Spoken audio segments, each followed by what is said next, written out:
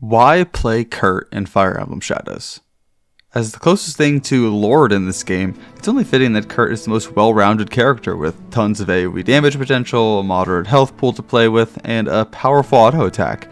At the same time, however, Kurt lacks anything especially notable to assist allies, has trouble increasing her social strength in sunrooms, and needs to be careful of team killing. Kurt's unique ability is Anea Fire EX, allowing her to stand out among the cast with the largest AoE spell in the entire roster. Nothing else in the entire game hits as wide as a 3x3 at the moment, as Skull's ability does not hit all the spaces. With the ability being fire, it also does effective damage to Skull, Karina, and Haiti.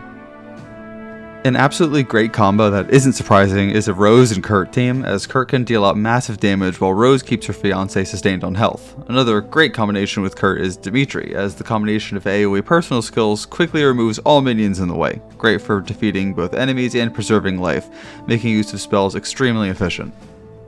Kurt has the hardest time against shadows like Alberta, whose personal ability can easily one-shot him without any delay. This can be nearly impossible to play around if you aren't running an HP adding sword and can lead to quick defeats. Kurt similarly struggles as Shadow against Zasha or Godhold teams for much different reasons. Dark Slash is ineffective against both of them, and Anea Fire isn't effective either. Abilities that are a requirement to be running are Heal Pull, both as Light and Shadow, as it allows you to dodge attacks and save HP, even if you're only feigning innocence. And it's also important to always take a spell that counters your hardest counter, which in this case would be blue units, so I prefer to take Arrow Wind for your Moonroom setup.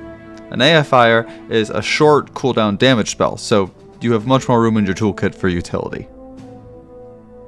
On Kurt, you'll want to run Infuses on whatever magic you're running, but always an infuse of Anea Fire if possible. Dark Slash Infuses are also great for your Shadow, as they typically will put your damage over the benchmark for a one-shot kill.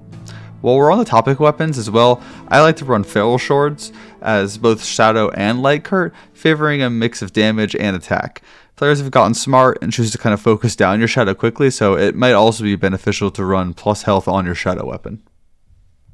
In the Sunroom, you'll want to be increasing your social strength as much as possible to other players, showing them you're not the Shadow. Do this by effectively using your Anea Fire, dodging attacks with Heal Pull or other movement skills, and using skills like Cross Heal on your allies, anything that shows your face. In the Moonroom, however, depending on if you're Shadow or Light, you'll have a much different goal. As Shadow, you'll want to use your minion summons to box in an enemy as soon as possible and start hammering them down with Dark Slashes. As Light, the premise is simple. Use Heal Pull to dodge attacks and effective magic damage in the Shadow until you win. You're all gonna die by my sword!